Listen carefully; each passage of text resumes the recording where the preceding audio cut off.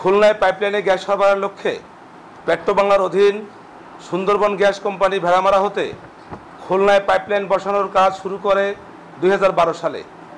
এ প্রকল্পের আওতায় ভেড়ামারা হতে খুলনা আরঙ্গাটা পর্যন্ত 165 কিলোমিটার পাইপ বসানোর পর কর্তৃপক্ষ উক্ত প্রকল্প পতিত ঘোষণা করে পরবর্তীতে পাইপসহ অন্যান্য নির্মাণ সামগ্রী সরিয়ে নিয়ে যান।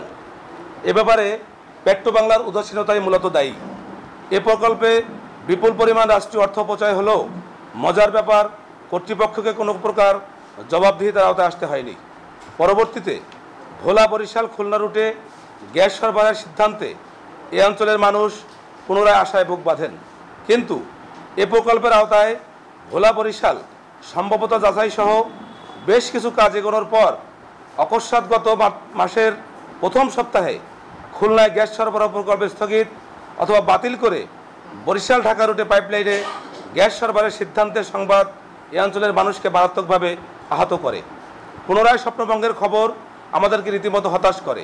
5 মার্চ পেট্রোবাংলার চেয়ারম্যানের এক স্বাক্ষরে সম্ভাবনাময় এ অঞ্চলের উন্নয়ন কর্মকাণ্ড, বিশেষ করে শিল্প উৎপাদনের উজ্জ্বল সম্ভাবনার সম্ভাব্য উন্মোচিত দ্বার বন্ধ হয়ে যায়। অনেক ঐতিহ্যবাহী ভারী শিল্প বন্ধ করে শিল্পনগরী খুলনাকে বিরানভূমিতে পরিণত করা হয়েছে।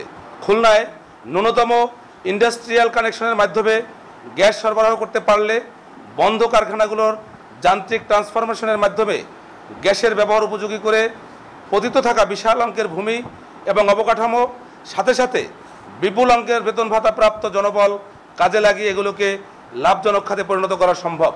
এখানে রয়েছে দেশের দ্বিতীয় বৃহত্তম সমুদ্র বন্দর। পদ্মা সেতু নির্মাণ হওয়ায় যোগাযোগ ব্যবস্থার অগ্রগতি হয়েছে উল্লেখযোগ্য। খুলনায় গ্যাস সরবরাহ নিশ্চিত করতে পারলে উৎপাদন খরচ অনেকটা কমে যাওয়ার সম্ভাবনা থাকায় দেশীয় ও আন্তর্জাতিক বাজারে প্রতিযোগিতায় টিকে থাকার যে সুযোগ তৈরি হবে, তাতে করে গড়ে উঠবে নতুন নতুন শিল্প কারখানা, বাড়বে ব্যক্তি উদ্যোক্তাও। গ্যাস না থাকার কারণে এ অঞ্চলে বিনিয়োগে উৎসাহ নেই শিল্প উদ্যোক্তাদের। খুলনায় গ্যাস সরবরাহ এ অঞ্চলের মানুষের প্রতি কোনো দয়া বা করুণার বিষয় নয়, এটি জাতীয় উন্নয়নের প্রশ্ন। সম্ভাবনাময় একটি বিস্তীর্ণ অঞ্চলকে অবহেলিত বঞ্চিত রেখে উন্নয়নের মূল ধারা থেকে পাশ কাটিয়ে রেখে জাতীয় উন্নয়ন সম্ভব নয়। শুধুমাত্র রাজধানী বা ঢাকা কেন্দ্রিক উন্নয়ন পরিকল্পনা মারাত্মক বৈষম্যমূলক তাই না, এটি উন্নয়ন পরিকল্পনার ক্ষেত্রে অপরিপক্কতা এবং দূরদর্শিতার পরিচায়ক। যদিও আবহমান কাল ধরে এ দূষণীয় চর্চাটি চলে আসছে, কিন্তু বর্তমান সরকারের নিকট থেকে আমরা কোনোভাবেই এমনটা প্রত্যাশা করি না।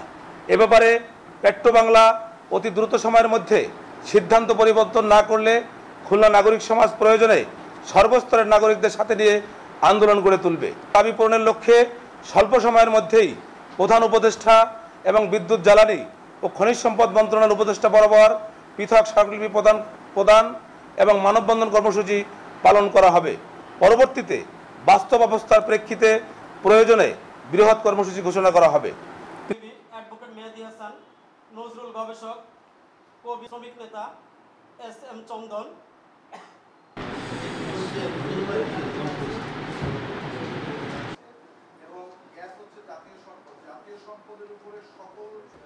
আমাদের মাঝে উপস্থিত আছেন আজকের জনকথার সম্পাদক